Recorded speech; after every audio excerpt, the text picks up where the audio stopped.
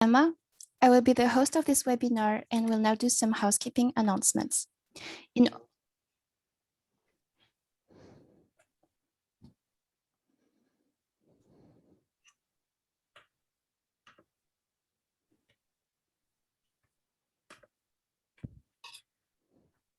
order to listen to this webinar in your desired language, check out the control panel at the bottom of your screen and you will see a globe icon that says Interpretation. Click on it and choose the language channel you want to follow. Please reach out to me, your host Emma, if you have any trouble. The caption links for English, French, and Spanish are available in the chat box as well. Thank you. Thank you, Emma. When we cannot fly these days, I think this is the closest that we can get to the voice over in the plane. So thank you, Emma, for this introduction. My name is Vladimir Chuk. I'm Executive Director, International Disability Alliance, and I would like to welcome you to this webinar when we are planning to launch the second report of the GDS of the GDS commitments. So we know that back in 2018 in summer in London, we had the first Global Disability Summit, and that was truly historical moment for the disability rights movement. Penny Ines from FCDO used to refer to this new era for the disability rights movement, and indeed it was exactly like that. We saw so many new stakeholders taking very significant commitments during the meeting. We saw so many developments after that, so many new legislations, and so many organizations started to mainstream the rights of persons with disabilities across their programs.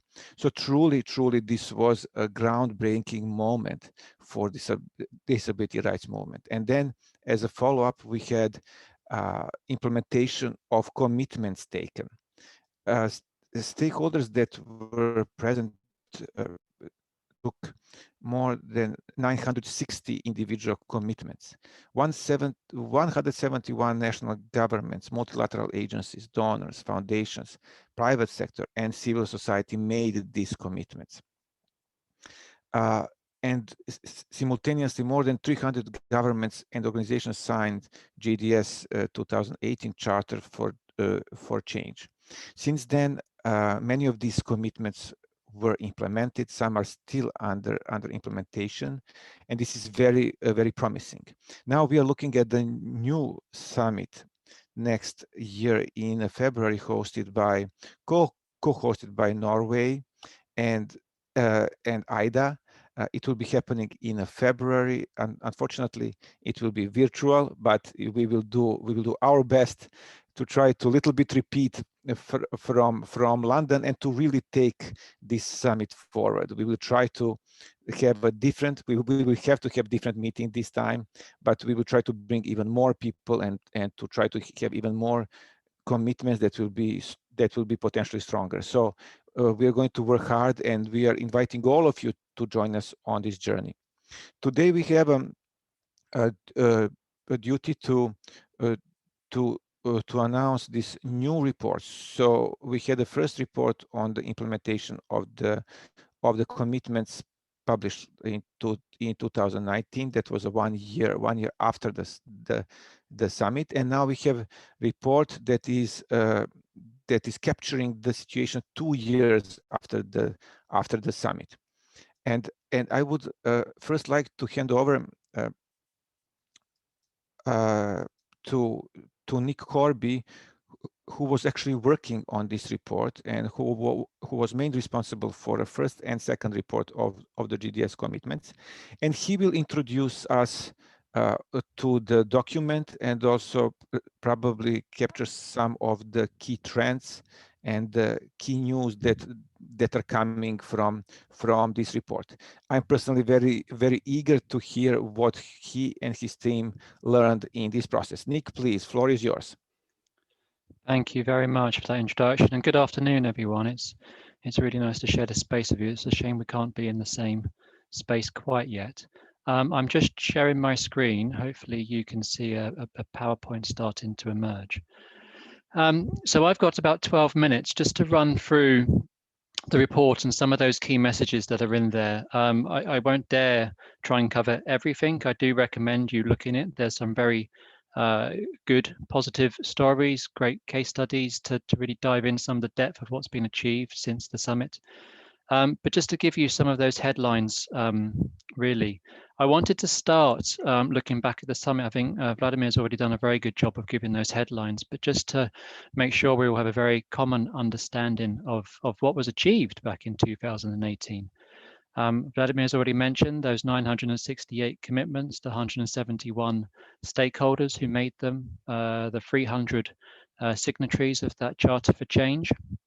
I mean, they're the headline figures. In front of you now, you'll see a useful breakdown, a table of the numbers of commitments made by types of stakeholder, but also by the types of theme. I should stress it's hard to work out some of those themes, I suppose, from that table, but just to emphasize the thematic focus of 2018, there was ensuring the dignity and respect for all, inclusive education, economic empowerment, technology and innovation, women and girls with disabilities, conflict and humanitarian, and data and disaggregation. You'll see from that table that it was ensuring dignity and respect that had the most commitments made around it, but there really was quite an even spread across all of those themes. Inclusive education, for example, 15% of commitments made. It's also worth highlighting that there was also a very good spread in terms of the focus of these commitments. Around just over half, around 59%, were intended to have a global reach. Others were intended to focus in on countries, Nepal, Rwanda, Ghana. They were all countries of particular focus of quite a few of the commitments being made. You'll also see from the figures in front of you that around about 79% of the commitments were made by civil society organizations and national governments, which I think is quite an interesting figure, but it doesn't take away from the fact that there was a whole host of stakeholders who had high levels of engagement, and we'll see that high levels of engagement running through the reporting after the summit too, and we'll come back to that. Now, again, Vladimir has highlighted that this is the second report. The first was published in 2019, and we'll try to compare the figures, the progress made and the commitments over the course of the years since the summit. You'll see also the purpose of this report. Yes, it is to review progress, but actually it's also a celebration. It's to demonstrate what the next Global Disability Summit can achieve. It's also intended to inspire, to help governments and organizations already engaged in the GDS 18 look at what can be achieved and what could be achieved at the next summit, especially as we start to focus on that key event next year. Now, the other thing I wanted just to give as some context, I suppose, was to highlight that to produce this report, an online survey was sent out to all of those 171 stakeholders late last year, September last year. It was 97 of them, 57%, who responded, who completed the questionnaire. The total response rate compares really well to 2019. Back in 2019, it was 99 different organizations, 58%. So again, it just underscores that level of engagement that we've managed to maintain all the way through the lifespan of this summit. You'll see there too the response rates by stakeholder type. I think really the key message to bring home is that there is a good level of engagement there too, across all of those stakeholder types. You'll see both the percentage and the numbers. You'll also see the response rate by thematic area. Now, the least reported was around economic empowerment. It's still up at 49%. We'll see a little later as well that perhaps the progress made around economic empowerment is less than the other thematic areas, but arguably that's not a surprise given the challenges now presented by the pandemic. But you'll see there's been an awful lot of progress reported and being made around data, around women and girls, around inclusive education. Now, in the questionnaire, the final piece of context to really share with you is we asked all of the stakeholders to restate their commitments by theme, but also to rate their progress using this ranking criteria you have in front of them. So they're self-reported progress being made here. You'll see it ranges from complete all the way through to discontinued. And again, we'll talk about this in more detail, but I just wanted to make sure you saw that criteria before we dived in.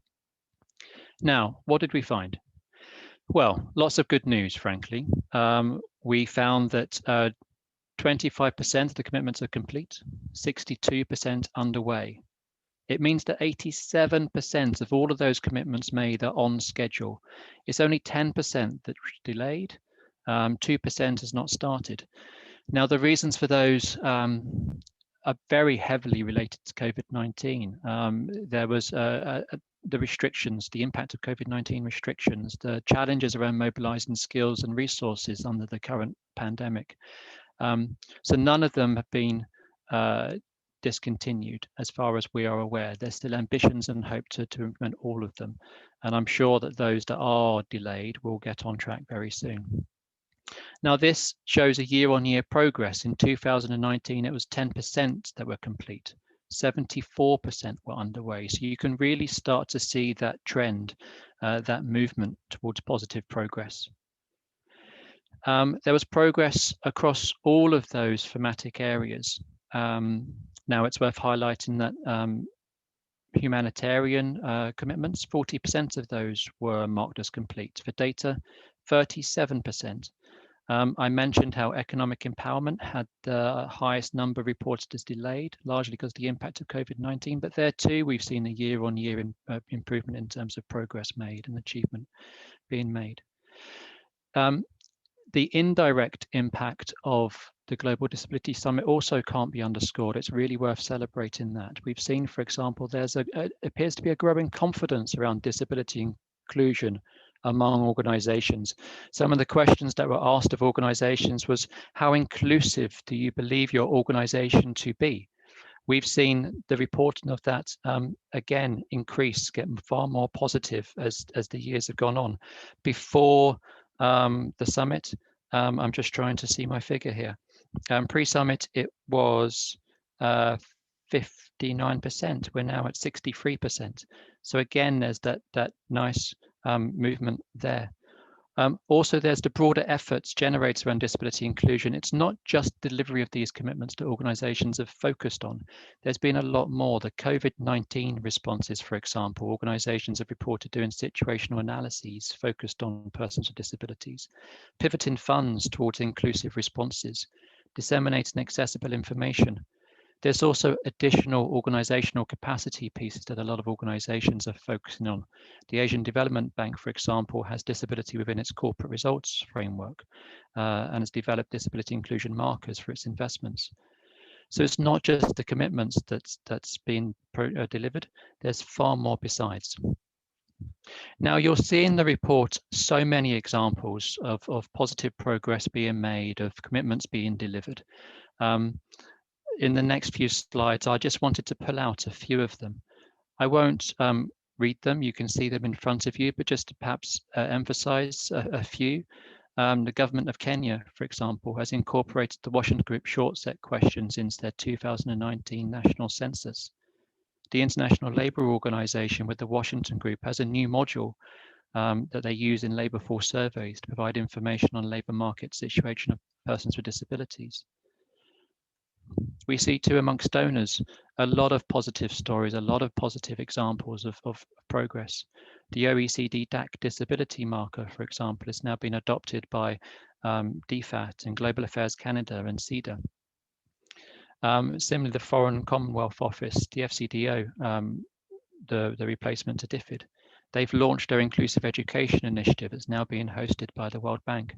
I'm sure many of you are familiar with the good work being done there. And similarly, the private sector and foundations. lots and lots to report. Ford Foundation, I think we're all very familiar with the good work the Ford Foundation is doing to make their grant-making processes more accessible, to focus more on disability inclusion and disability justice. The Open Society Foundation has also undertaken a lot of work around narrative change initiatives to help challenge stigma, transform attitudes towards persons with disabilities. Now, in the report, you'll see a number of case studies.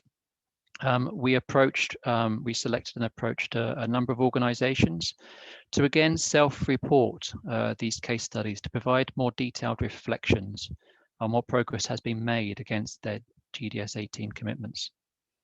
We really wanted to look at not just delivery of those commitments, but also the broader impact of their work around disability and their focus on disability inclusion.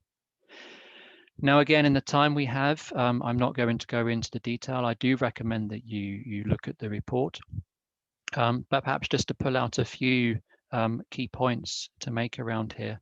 The National Council in Ghana, the awareness around their GDS 18 commitments is incredibly high.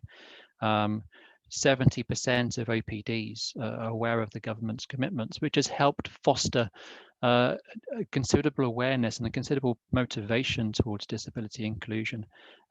There's been a number of individual activities that have been mentioned to highlight. One, the Persons with Disability Act is being revised to comply with the CRPD. The World Bank has made I think it's around 10 commitments in total, possibly more. I might be doing them a disservice, but already we're seeing huge progress being made against their commitments that were made at the summit rather. Their Disability Inclusion and Accountability Framework has been launched. The Transport Global Practice and the World Bank has increased their disability inclusive measures and knowledge products. There's several projects in Latin America and the Caribbean that have a disability inclusion component. And their Young Professionals program has worked to make the recruitment process inclusive for staff with different abilities. UNICEF too, you'll see a very good case study in there around UNICEF, really putting out some of the activities they've done since the summit around disability inclusion. They're co-chairing of the IASC, for example, the Interagency Standing Committee, the task team on inclusion of persons with disabilities and humanitarian action, and the guidelines that came with that. The fact that as of 2019, 19 UNICEF-supported countries had released survey reports with data on children with disabilities, that ability to pull out evidence and data, you'll really start to see that moving forward significantly. Now, again, just to stress, there is far more detail in the report than I can cover now, and I do strongly encourage you to read it in more detail. The final thing I wanted to do in the time that I have was just to look ahead to the next Global Disability Summit. Now, first, I should again emphasize there is so much to celebrate, and I do hope that this report is seen as a celebration of the success that's been made already and the impact that the Global Disability Summit has had. Looking ahead to the second Global Disability Summit, planning is already underway. I know Norway and IDA are working hard to make that a success. I know that there are a series of consultations designed to inform the next summit's themes, priorities, preparations being organized by the International Disability Alliance. Interestingly, what the analysis we did for this report helped to do was underscore some of those priorities and themes which are starting to emerge as potential areas of focus next time around. There's new thematic areas, for example, inclusive health, intersection of climate change and disability inclusion, and of course, the recovery following COVID-19. It also highlighted that in the thematic areas that were part of the previous summit, there are potentially gaps, space to further focus.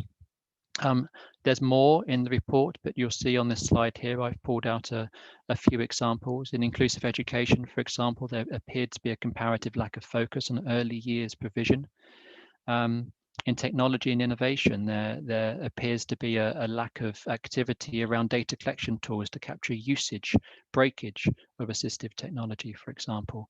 There's also a lot more that could potentially be done around humanitarian response, innovations, driving organizational change, and making sure also that the cost of an inclusive humanitarian response is known an awful lot more. Now I'm going to stop there and hand back to Vladimir and let us move on to further discussions. I'm sure there's time for questions at the end, but really I just wanted to say this report really underscores that the summit has achieved an awful lot. Yes, there's a lot more that we can do. Disability inclusion is clearly a long-term goal.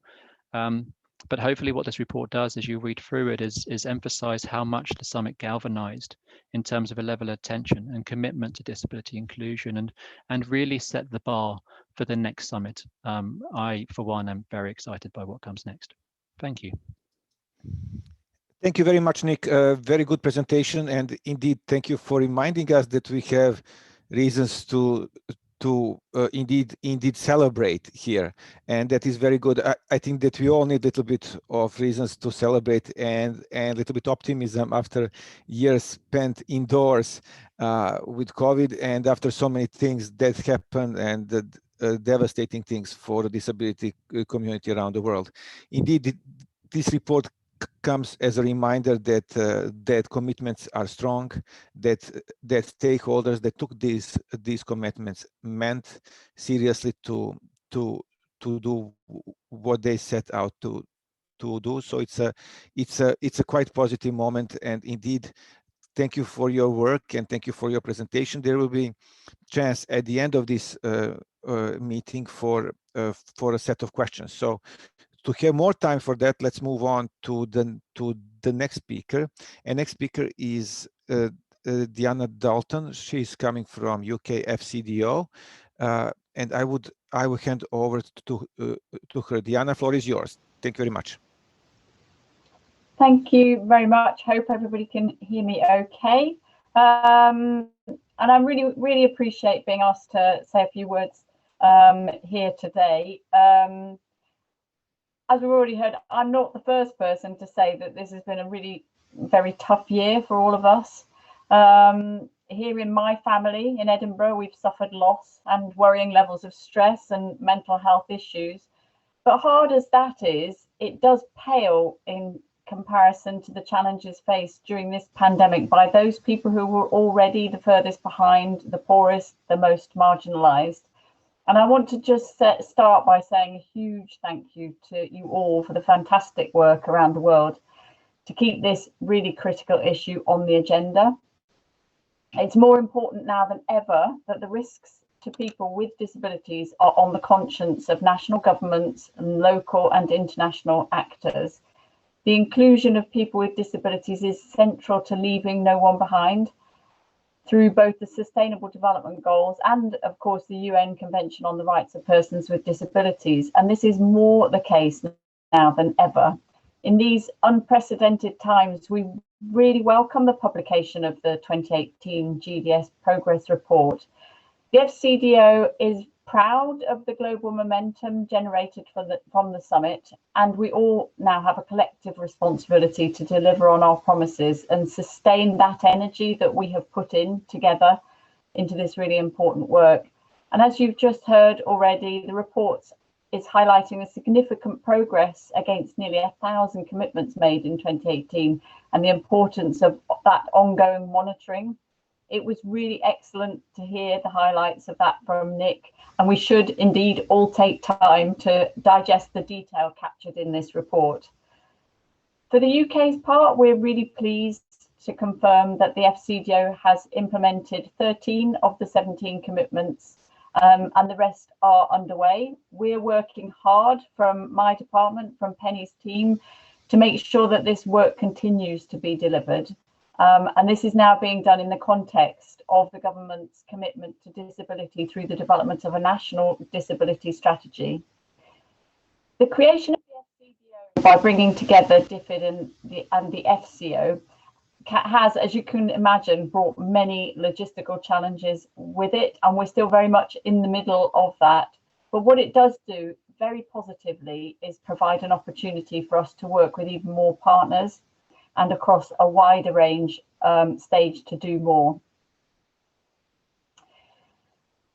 It brings together the best of development and diplomacy, and it enables us to influence a much bigger set of stakeholders and governments around the world.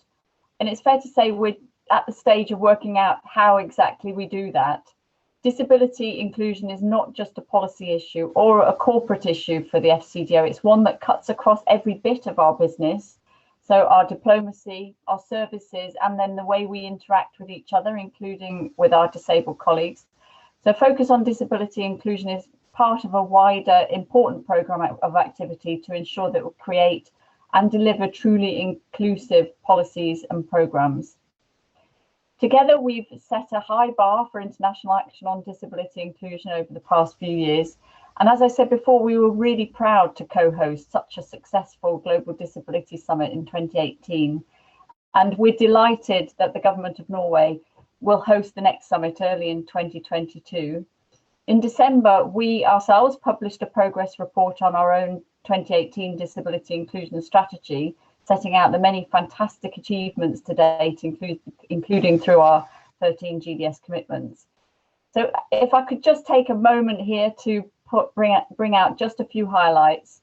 They include driving disability inclusion across our social protection interventions, such as in Myanmar, where we've provided cash transfers to 7,800 people with disabilities.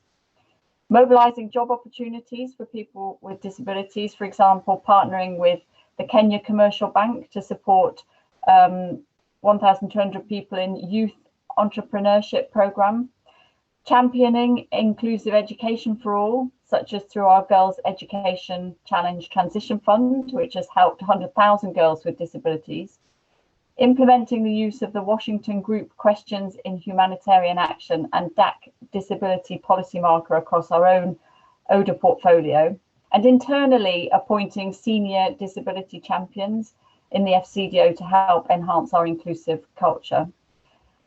Our next step, which I mentioned already, is the launch of the National Strategy for Disabled People. It's spearheaded by the Prime Minister. It's a manifesto commitment of this government. And we will then revise our department strategy so that it's fit for purpose for the FCDO and really responsive to those new emerging opportunities as we form the new government department, which is the FCDO. So that's all I wanted to say. I'll close there, and I'm really looking forward to hearing from the other speakers, and particularly the Q&A slot to hear from a wider range of people. So thank you very much, and back to you, Vlad. Thanks. Thank you, Diana, very much, and thank you for reviewing a little bit where we are and how we came about. Thank you also for co-hosting a first summit. It was really a fantastic moment for all of us. Thank you. Now we can move ahead and save some time for a questions section. So I would hand over directly now floor to Fred Schroeder, who will be representing International Disability Alliance and the World Blind Union. He's a president of the World Blind Union and second co-chair, second chair of IDA. Fred, floor is yours.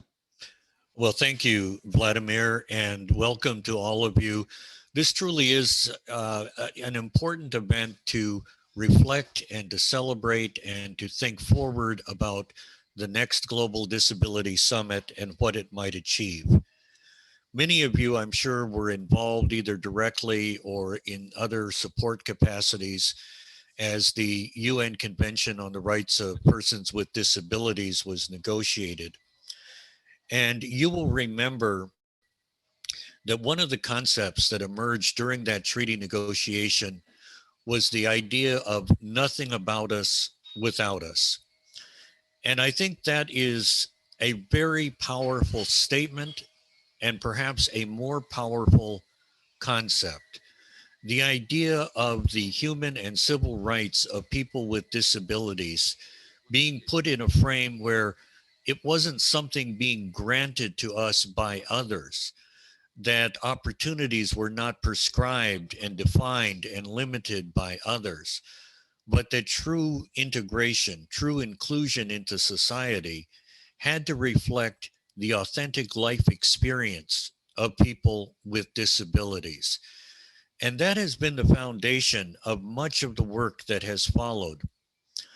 As you know, the Global Disability Summit used the CRPD or started with the premise that the CRPD would be first the guidepost, but also the accountability mechanism as we look at promoting full inclusion of people with disabilities into society.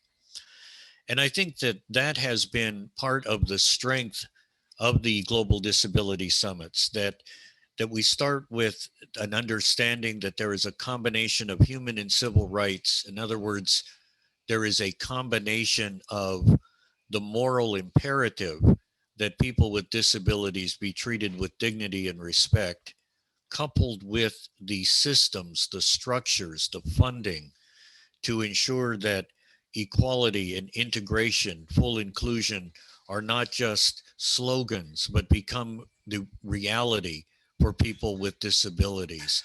I think that anchoring in the CRPD has been vitally important. I said nothing about us without us. And again, I wish I could take credit for having thought up those words. I do think they're a powerful summation of a very important concept.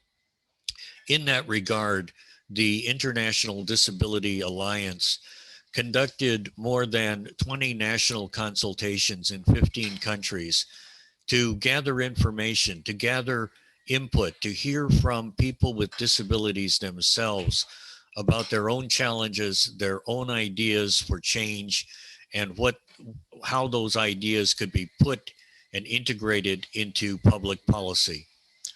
This is the key concept. And as we look forward to the next Global Disability Summit, we look at bringing together governments, the public sector, the private sector, organizations of persons with disabilities, bringing all of that combined energy and resource together in support of something that, again, I describe as a moral imperative, that people with disabilities have the right to full inclusion in society. I want to not take too much more time, but I will say that as we think about advancing opportunities for people with disabilities, another key concept, and one that I think is reflected throughout the work of IDA, its member organizations, and I'm sure many of the organizations that all of you represent, is the idea that inclusion cannot be for a select few, that we have not achieved full integration until that young child with a significant disability living in a very poor, perhaps war-torn country has at least equitable opportunity with others. So this report documenting that many of the commitments, most of the vast majority of the commitments that were made were not just lip service, not just kind of hortatory pronouncements and then people went on about their day, but that this really has focused and organized work around advancing the full and equal opportunity of people with disabilities. Thank you very much. And Vladimir, I turn it back to you. Thank you, Fred, very much. Thank you very much for this. And now it is time to a little bit also look ahead and to see what will come next. And we have a greatest pleasure to now welcome Kari Hodge from Norwegian Ministry of Foreign Affairs. And Kari will be speaking a little bit about reflecting on these commitments, but also looking ahead and the next summit co-hosted by Norway. Kari, floor is yours, and thank you for joining us. Thank you so much, Vladimir, co-host partner. First of all, I like to say that I came late, but what I heard so far from the interventions, I think very interesting and very important meeting.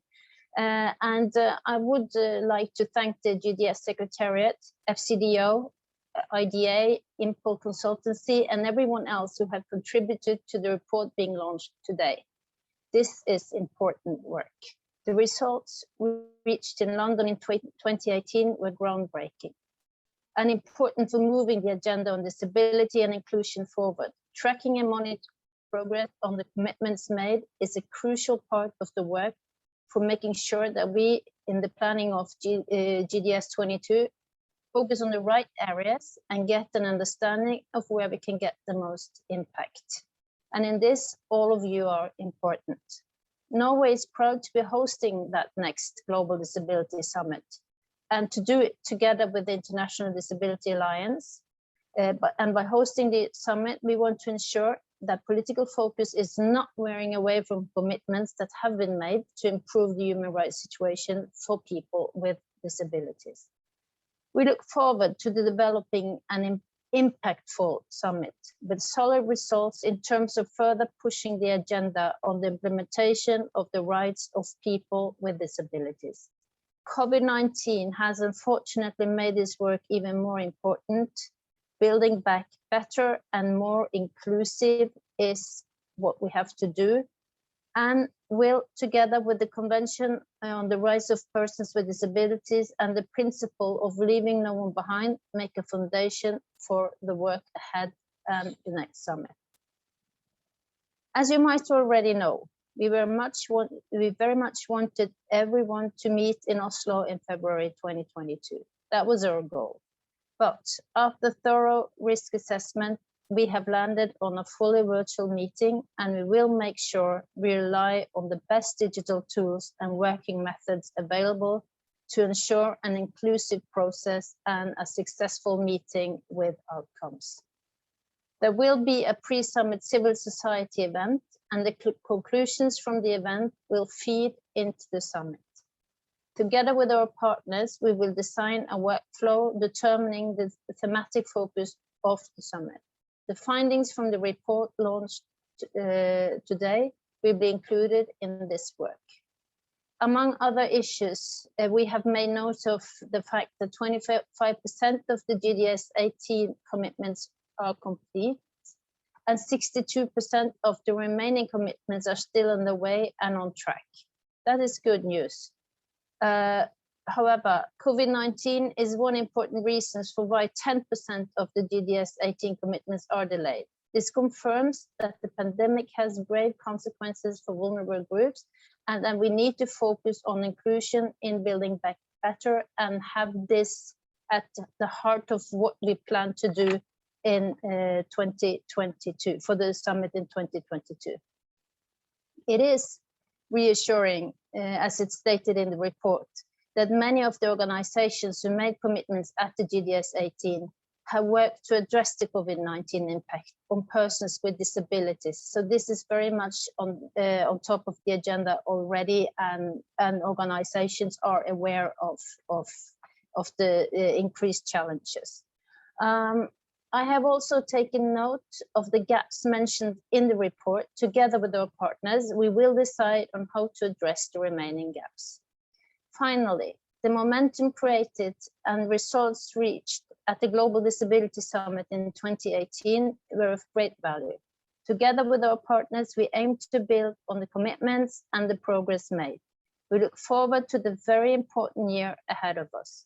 We will use the time well to create both enthusiasm and broad ownership. And we also adapt the nothing without, about us without us. Thank you so much.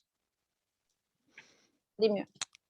Thank you, Kari. Thank you very much. And indeed, we are going to work hard to make this virtual meeting fantastic. And we are counting on all of you on this call and more broadly to join us and to really deliver great summit. So while we are waiting for the questions, maybe we can invite participants to raise questions, and those will be channeled to me. While that is happening, I can maybe start and maybe breaking ice in the direction of this preparation for the summit and ask Nick Corby, is there any way that we can use this report for proposing new commitments, and how we can use this report actually for a summit next year?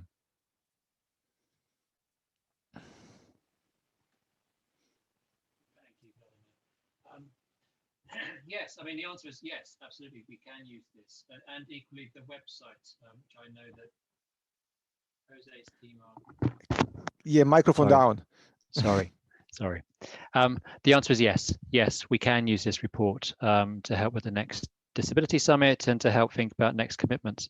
I think I've already highlighted some of the areas and gaps that need potential focus and attention, not just new thematic areas, but also the existing thematic areas. The report gives some clues around that. I think it's also worth highlighting the website, which I know is being revised and overhauled by the Secretariat to really highlight the commitments that have already been made.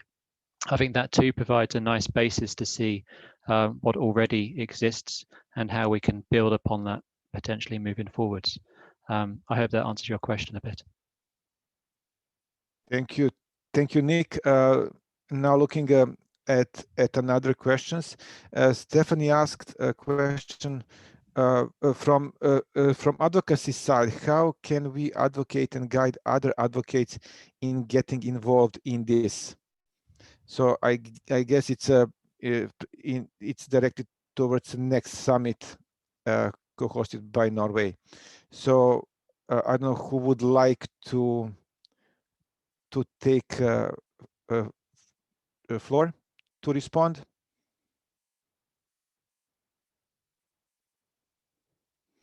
I can just say that. Can I just say something, Vladimir? Yes, please, Karim. Yeah. Now, I just wanted to say that absolutely one advantage we have as a government is that we meet representatives from other governments, and we will include this in dialogues, in meetings that we have with other countries on a high political level, and kind of spread the word and advocate for the agenda and the summit, and have others do the same. One example is, for instance, Nordic ministers meeting, other kind of meetings like that. Thank you.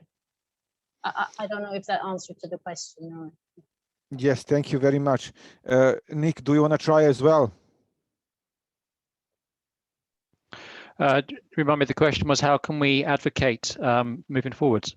Yes. That's a very good question, to be honest. Now, I think that there's a few ways. I think that the national consultations which IDA are running provide a nice platform as well to highlight some of the areas and use that to gain further momentum. I think the point being made before around the discussions with governments too, I think that's a very useful way. I think also what we tried to do in the previous summit was make links to the CRPD, the committee, for example. And similarly, I know there's almost milestones and stepping stones building towards the summit, the HLPF, the World Health Assembly. If we do focus on inclusive health, for example, I think there are enough working groups with the likes of IDA and IDDC to help develop a bit of an advocacy strategy working towards that. Okay. Thank you very much. There are many questions coming, so I'm trying to now capture next best one. One is really it's not so much about GDS, but it can be as well. Comes from David, and he said, "Do you think there are some opportunities, given that under COVID-19, everyone, whole world faced what it means environment that disables people?" So this came through a couple of conversations around that really maybe Fred can try to respond to this. Can we use for advocacy purposes and for anything that to say this is how disabled people are living actually all their lives in many in majority of cases? This is, you know, so Fred, what do you think about that? I do think there are opportunities. I mean, the list could be quite long, but I think some of the clear opportunities are the increase in telework. Many people with disabilities face serious barriers to transportation, or if they have environmental sensitivity, they may not be able to work in an ordinary office setting and so on. And so I think pre-COVID, telework was, I mean, there was telework, but a lot of it was seen as kind of a way for people to not have to be all that accountable. You can stay home and do a little bit of work, but maybe not so much. So there was still sort of a skepticism, I think. And now it's become much more routine. And I think this is part of what previous speakers have alluded to with the Build Back Better with post COVID-19, the idea that we look at some of the changes that were necessitated and to incorporate them going forward. There's obviously also a negative downside. Whenever you have a crisis, immediately governments respond based on the needs of what I'm going to call the ordinary person. And there's very often then the mindset of, we'll get to your issues when we can, but we have to take care of the majority later on. And I'm not sure all the lessons of COVID have positive spin-offs, but they certainly have educational implications for us, for policymakers, and as we do our advocacy. Thank you, Fred. There is a question from Diana, said that when will there be reports coming from GDS consultations that were run by IDA, so that the others can feed into consultations, referring for GDS consultations for 2022. So I would kindly ask Emma and Shoria to post links for the GDS consultations reports in the chat box so that we can advance on this together. There was a good question. What for Diana Dalton, and this is maybe a big question, but what can be recommendation from your side for the next GDS? If you would to say one or two main recommendations, what to do and what not to do, we would be very grateful.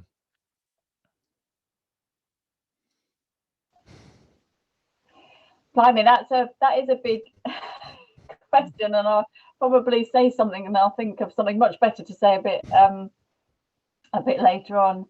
I mean, I do think it is about the collective effort on this issue and mainstreaming disability inclusion in everything that we do. That's the challenge that we have across the FCDO, given that we are now an organisation of 17,000 people and 280 posts, rather than as DFID was, which was maybe 28, 30 country offices and only 3,000 people.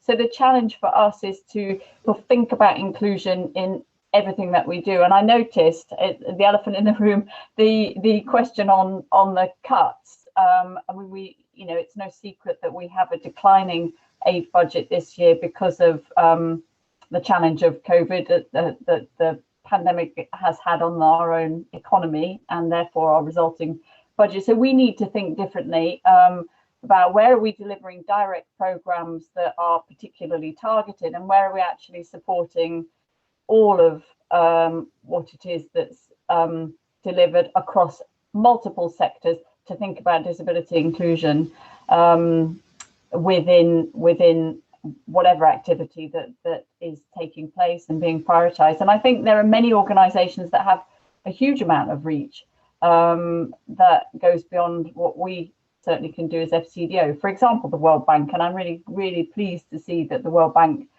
is taking steps on its commitments made at the summit, because they, if they're working with national governments and disability inclusion is kind of hardwired into that, then there's real opportunity to sort of systematically address policy weaknesses and and so on. So I suppose it is just about everybody doing that properly, and it not being ever seen as an optional extra that could be sliced off because people are too busy. But if I think of something else, I'll come back in. Thanks. Thank you very much, and thank you for responding to one more question from the list about budgetary cuts. Thank you very much. So, Nick, back to you. If you can speak a little bit about if you learned something from this process about investment in inclusive education. People asking about without investment in inclusive education, it will not succeed. So did you get some good examples from this research that you have done about inclusive education that you can possibly respond to this broad question? Thank you. No, I agree. There are, without investment, IE won't be done at all. And there are a number of lessons from this report. I actually might draw on a lesson that isn't from this report, and just to highlight, there is one commitment made around the Girls' Education Challenge and how that's been rolled out around disability inclusion. One thing that we did find in that program was it was also the use of disaggregated data. When we found that within existing education programs and were able to highlight the extent to which girls with disabilities were or were not already included in education programs, it held a mirror up. It forced a review and reflection around how programs which were determined to reach more marginalized groups could focus on those who were included to a level that perhaps programs weren't already aware of. So I think that's probably one key lesson to move forward for IE. Funding is key, yes, but actually evidence data to know who is the cohort within education programs is critical. Thank you very much. And Kari, in Norway, inclusive education will be one of the topics probably. Can you speak a little bit more on how is Norway preparing for a GDS next year, and what is what are thus far maybe some of the main questions that you want to raise with colleagues on this call? Thank you. As you know, we are actually developing now a strategy in parallel with preparing the GDS, where we have some areas that we are looking into and analyzing and want to lift up within our own development cooperation. And inclusive education is one of them. And we hope that this is also a theme that will be brought up will be a topic on the GDS. We haven't come that far in the preparation yet, because also we have just started our consultations, and then we need to align with your consultations. But what we know is that inclusive education in humanitarian settings, in crisis and conflict, is an important issue, and that you need to think more than learning outcomes. You need to go out and reach the most vulnerable children, and how to do that. What kind of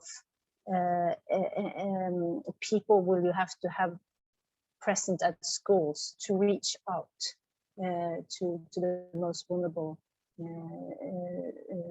children? So that's one area that is important for us. But Vladimir, this is something that we need to develop together, as you know. But I know from our side, reaching the most vulnerable children, making sure they get to school, that they learn something there, and that they're given the same opportunities as everybody else, is something that is top of our agenda. Thank you very much, Kari. We have time maybe for one or two more questions. So Ross is continuing in the theme of inclusive education, and he said he would like to learn about gap in the GDS 18 thematic areas with regard to early years education as mentioned by Nick. So he's wondering how this can be taken forward by the next GDS. So maybe Nick can give recommendation.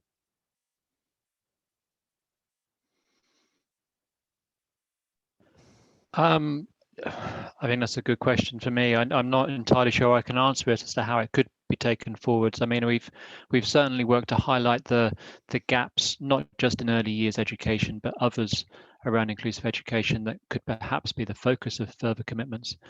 I would suggest that it's perhaps not just the role of Norway to set this challenge, but equally the role of existing stakeholders for the summit and those we want to reach out to also grasp hold of this opportunity to help fill that gap.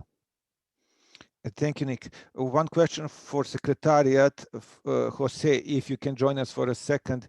There is a question about the fact that 40% of governments responded to the survey and provided updates on the progress. Are there any plans by the Secretariat to follow up with 60%? Thank you, Vladimir, for your question. Good morning, good afternoon, good evening, everyone. Yes, one of the main responsibilities of the Global Disability Summit Secretariat, which is a share good between the different co-hosts of the Global Disability Summit, is actually to put in place different mechanisms that will enable us to follow up with those who make commitments and see how can we support them in achieving those commitments. And a clear example of this type of mechanisms is the accountability system, or I would like to call it a commitment tracking system that we are developing, which will be an interactive online tool where all agencies and governments who have made commitments so far and those who will make commitments in Norway would have the chance to share their the progress on those commitments. And through those tools, we hope that we can, I wouldn't like to say put in place an accountability mechanism as such, but rather a learning process where we can support each other and help in achieving those commitments. But yes, the responsibility of the Secretariat is to support the implementation of the commitments. Thank you very much, Jose. We don't have any more time for any more questions. I would like to thank you all. And in this moment, I would like to first launch virtually the publication. So this is the official launch of the publication. This moment we shared with you already links to the report in three different languages. There will be on IDA website for now. GDS Accountability Mechanism Secretariat website is going to be launched very soon when all of this information will be housed after that moment. So this marks the moment of launching of the second report of the GDS accountability mechanism, and I would like to thank you all for joining us for the 60 minutes of conversations about looking back and looking forward, especially with some celebration of the successes made, which we all need in these difficult times.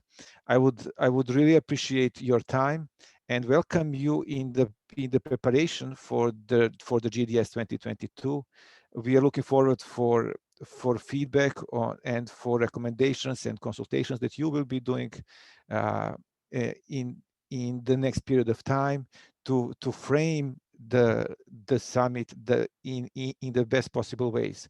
And also we need to work all together to motivate people for another round of commitments. Thank you very much. Once again, thank you very much for your time, and I wish you a very good day. Thank you.